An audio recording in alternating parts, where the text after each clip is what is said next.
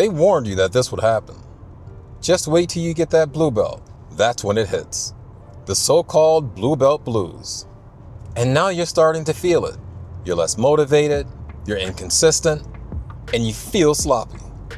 So you start to wonder, is this the blue belt blues that everyone talks about? But here's the truth. This isn't some mysterious curse. It's just a plateau with a catchier name. Because plateaus happen at every belt level. The only difference is that no one writes dramatic posts about the purple belt purgatory or the brown belt breakdown. So you're not regressing, you're just recalibrating. And believe it or not, it's actually a good sign. But you have to squint to see it. But if you believe the hype, if you buy into that myth, then it'll become a self-fulfilling prophecy. And you'll quit just like so many others before you. Not because you've hit your ceiling in Jiu-Jitsu, but because you thought you weren't supposed to feel like this. So today, we're burning that myth to the ground once and for all. Not just for blue belts, but for every grappler who's ever felt stuck. And we're going to learn to fall in love with it all over again. Welcome to the Alchemy of Struggle, baby.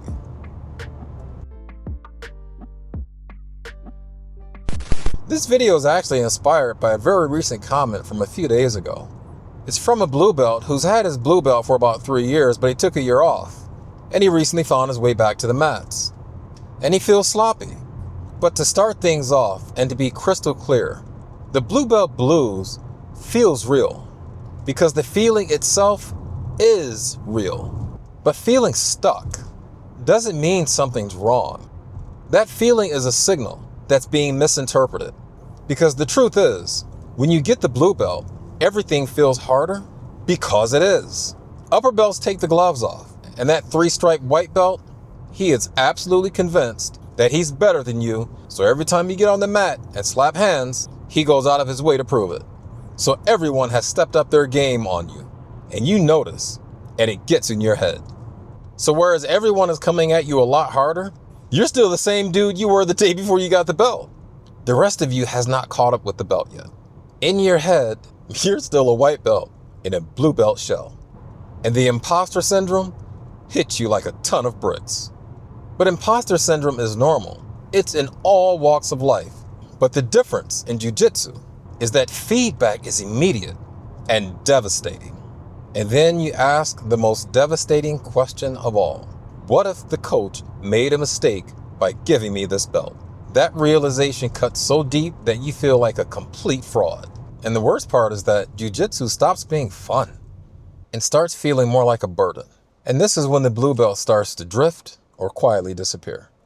But they're so close at this point, and it's really sad. Because to quit at this stage, it's like the guy who's been digging for gold for months and months, and he finally gives up and quits just a few inches away from pay dirt. Because that feeling that you're having, the fatigue, the frustration, the doubt, it's the surest sign that you're close to something big. But no one ever warned you about it. They were too busy talking about this imaginary curse. So when the plateau comes, it's not time to disappear. It's time to celebrate.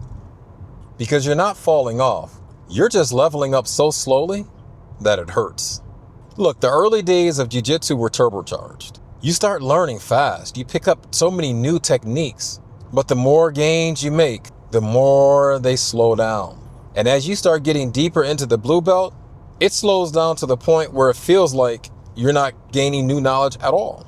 As a white belt, you got a high five and attaboys just for showing up and sparring. But now, as a blue belt, a lot more is expected of you.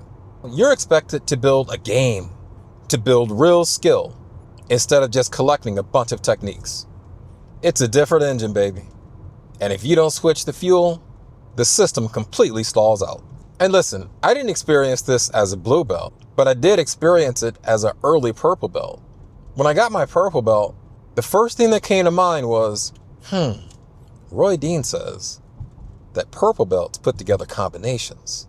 I haven't really been putting together combinations. I need to be stringing together submissions. So, am I really a purple belt? And when I finally entered my first tournament as a purple belt, even though by that time I had been a purple belt for a little while, in my head, I was still kind of a blue belt in a purple belt category. I got my ass handed to me in that tournament. But I took everything I learned and went back to the lab, went back to the mats, and I worked on all of it. Now I feel like a purple belt, but it wasn't immediate. You may not be any better than you were the day before, but you're also no worse than you were the day before. You're just seeing yourself with much sharper eyes. Your awareness is higher, and so is your self-critique. And you see all the holes, stuff that you didn't even see before or that you ignored before. That clarity feels like regression, but it's actually evolution. And as you rise in rank, progress is quiet and almost invisible. So if it feels like nothing's working, it's because the real work is starting. So now, how do we get through it? Because that's what you're here for. First is acceptance. Accept where you are and that this is the real path now. This isn't a slump, but it's progress by exposure, progress by repetition. And that shift is unsettling. But success in anything requires being comfortable with being uncomfortable. Number 2, this is really important. Don't isolate yourself. If you stay stuck in your own head, you're going to distort everything. One of the greatest gifts that we have as human beings is our imaginations, but it's also one of our greatest curses when we turn it in on ourselves and create these crazy distorted images that only we see. I'm behind. I'm untalented. I don't belong here. I never should have started doing this. Been there, done that. You need an outside perspective to remind you that this is normal. I'm not saying you need a therapist to get through this, but you do need a training partner who understands it, and almost all of them do. Find someone you trust and say, man, I'm going through this. Have you been through this?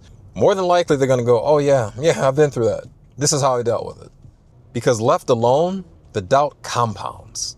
So when spoken out loud, it dissolves. Number 3, man, you got to get back to having fun. There was a time, probably 2 or 3 years ago, I put all this pressure on myself because I wanted to go back to this one competition. But I just wasn't feeling it. And I was so focused on this competition that Jiu-Jitsu started feeling like a job. And no one's paying me to do this. I was showing up at the gym kind of despondent, not really totally present. And that's when I said to myself, dude, you need to get back to having fun. So I put the tournament out of my head, and my goal for each training session was to just have fun. I started flowing more. I put myself in really bad positions just to see what would happen. And I gave myself permission to lose. And within a few training sessions, I was back to having fun again. Next, you have to shrink the target. You need to simplify what better means. Pick one position, just one. Ignore everything else. And for the next 2 weeks or 4 weeks, focus on improving just that position. When you get into your sparring sessions, get to that position and just keep working it over and over again. But you also have to redefine what success means. Look, I've been working on this lasso attack for weeks. I mean weeks. And I have a training partner who knows my game so well that he just shuts it down every time. But I keep going for it every single time. But here's how I define success. Not that I got all the way through the attack and submitted him, but each time he shuts it down, I make a micro adjustment. And it takes him a little bit longer to shut it down. He has to struggle with it a little bit harder. That, for me, is success. Eventually, within a few weeks, I'm going to hit him with it. So learn to track progress in inches. A little better timing. Maybe your grip is a little bit better. Your training partner struggles a little bit harder in the position, even if you're not able to see it all the way through. Number 5. This is going to be tough for a lot of you. Sometimes that feeling of the blues isn't just psychological. It could actually be physiological. And it might be time to take a little break, a few days or a week. The problem with jiu-jitsu is there's no off season. We just go and go and go and go and go. Unlike acute physical pain, where you know exactly what to do, you stub your toe, you rub it, you take Motrin, you have chronic back pain, you take painkillers, you know what the pain is. But when you have fatigue, minor injuries, and mental overload, the signal is so subtle that you misinterpret it. Oh, I suck. I don't belong here anymore. maybe this just isn't for me, when in reality, it's just your mind and your body telling you that it's time to take a break. Sometimes you just have to change the scenery. Look, I take my own advice. I decided last week to take a break from Jiu-Jitsu. I'm on vacation from my day job, and I said, you know what? I'm going to take a vacation from Jiu-Jitsu also. And I realize now that my body really needed the rest. And it is like a BJJ. When a regular doesn't show up for a couple of days, people notice. I had training partners sending me text messages. Yo, dude, where are you? I'm like, man, look, I'm on my patio smoking a cigar. I'll see you next week. Take a few days. Take a week. You're not going to suddenly forget how to do takedowns and sweeps because you took a break for a week. Because if you don't smarten up and learn to rest on purpose, you will eventually quit on accident. So if you're in that place right now, stuck and uncertain, this is a normal part of the growing process, but no one ever explained it properly.